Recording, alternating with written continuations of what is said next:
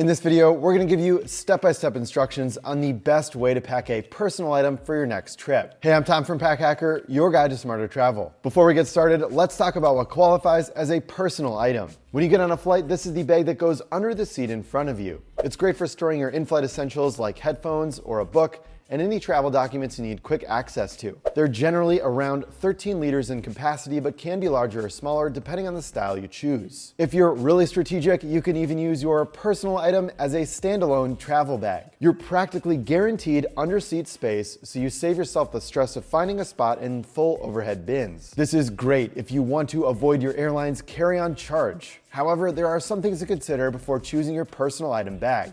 So let's dive in.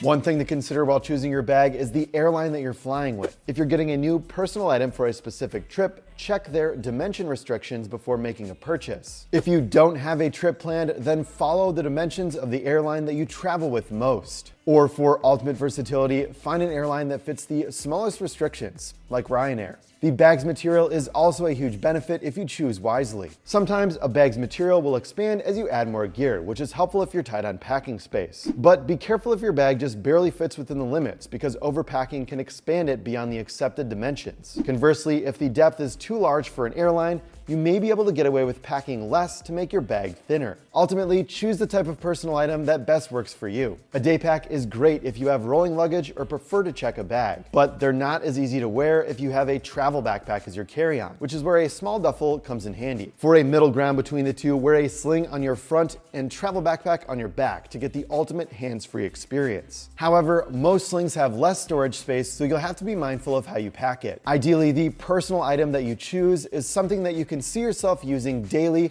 when you're out exploring on your trip. If you want to amp up versatility, attach a strap to the Peak Design tech pouch and transform it into an everyday carry sling. For our packing demo in this video, we'll be using a day pack. The one we have here is the Fjallraven Kanken No. 2 15-inch laptop backpack. Its 18-liter capacity is on the larger side, but it fits the personal item dimensions for most major airlines. We chose this backpack for a few key reasons. First, it's easier to optimize every inch of space in a rectangular bag. Second, the clamshell opening and dual zippers are easy for loading gear and accessing it during a flight. Third, the padded shoulder straps can be buckled up and out of the way for neater storage under a seat. Finally, it's large enough to fit a few days' clothing, so you can avoid bringing a full carry-on for shorter trips. If you're looking for something smaller that complies to tighter airline restrictions, there are plenty of other Kanken models available. For more information on Fjallraven options, check out Backcountry's website. They carry personal item bags from some of our favorite brands. For example, the Topo Designs Rover Pack Mini. Its boxy shape allows you to use every inch of the listed dimensions, and it comes in a ton of different fun color combinations. Or the North Face with their simple day pack. Its heritage design features a large main compartment and 2 zippered pockets for added organization. As another example, the Atom Sling from Patagonia. It's at home in both urban and outdoor settings with a comfortable carry, quality materials, and solid organization. Plus many other selects from brands like Osprey, PackSafe, Thule, and more. Most of Backcountry's pages also include dimensions, which is great if you're looking for that perfect sized item to fit into your airline's personal item allowance. Just scroll down and you can see it in the tech specs section. If you need help narrowing it down further, then chat with their gearheads. There are hundreds available via web chat, email, and phone. Use the code down in the description below, PackHacker15, for 15% off your first order over at backcountry.com. Some exclusions may apply. So get outside, explore, and find your backcountry wherever that may be. Now, let's get back to packing. The first step is to choose what to bring. You may want to take out some luxuries to make space for the essentials. Consider the length of your flight and your trip and be realistic about what you need. If you're only flying for a couple of hours, you can leave behind a Nintendo Switch or book if you won't be using them at your destination. Plus, a lot of planes include in-flight entertainment. If you don't want to risk it, you can look up your exact aircraft on the airline's itinerary and confirm they have it. Next is to choose what gear goes inside of your personal item versus your checked or carry-on bag. A packable jacket doesn't take up much space and doubles as a blanket or makeshift pillow in a pinch. Travel documents are also best served here since it's quicker access at security checkpoints. Depending on your bag size, you can also pack in any electronics or liquids, so everything is in the same place when you go through security. We also recommend packing a change of clothes if you're checking a bag just in case it gets lost. Finally, lay everything out on a flat surface like a table, your bed, or the floor. This helps you see everything at once so you can better organize it. Also, it's important to have only stuff from your packing list in that area so you avoid packing unwanted items. Once you have everything laid out, then it's time to get organizing.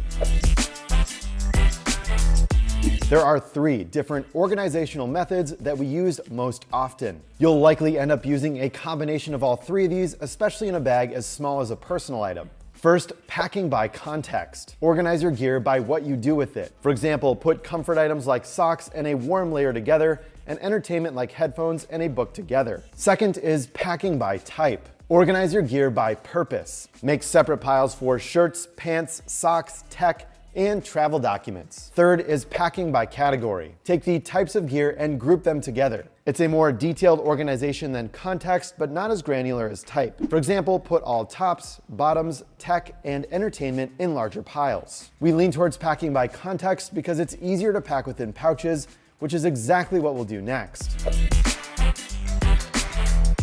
You won't always have a ton of room to move around in your airplane seat. Pouches are the best way to avoid rifling through your bag and annoying your neighbor. First, make your clothing as compact as possible. We find that rolling is generally the most effective, not to mention the easiest. But if you want to get creative, check out our How to Pack Clothing video for other folding methods. Now it's pouch time.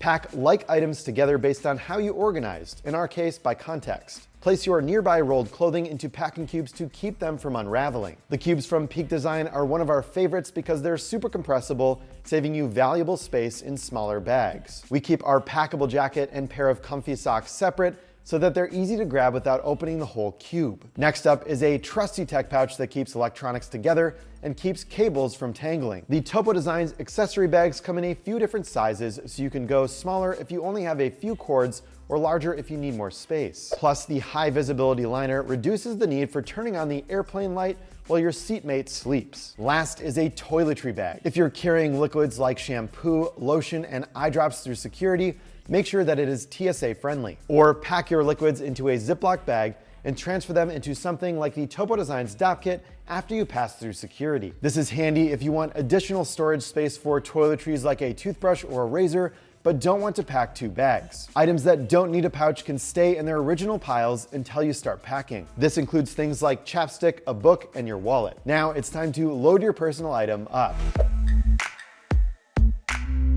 We like to start by strategizing based on how our bag opens. Clamshell bags are the easiest to pack, but you won't always have the space to fully unzip it while you're in your airplane seat. Meanwhile, top-loading bags can take a bit more coordination right off the bat. You'll need to unpack nearly everything to get to something that is at the bottom of your bag. We recommend storing frequently used items like headphones or a water bottle near where your bag opens or in an external pocket. This is where your bag's features start to come in handy. Our Kanken has a separate 15-inch laptop compartment at the back. There's also a liner pocket in the main compartment, and if you take out the included seat pad, it's great for flatter items like a notebook or tablet. But keep in mind that this pocket may be hard to get to since your gear will be loaded on top of it. As for the main compartment, we recommend packing based on importance. Your clothing can go at the bottom since you won't need it until you get to your destination. Pack your tech kit and toiletry bag next, ensuring they're easily accessible when you get to security. Any entertainment or creature comforts can go on top so it's quick to get to while you're waiting to board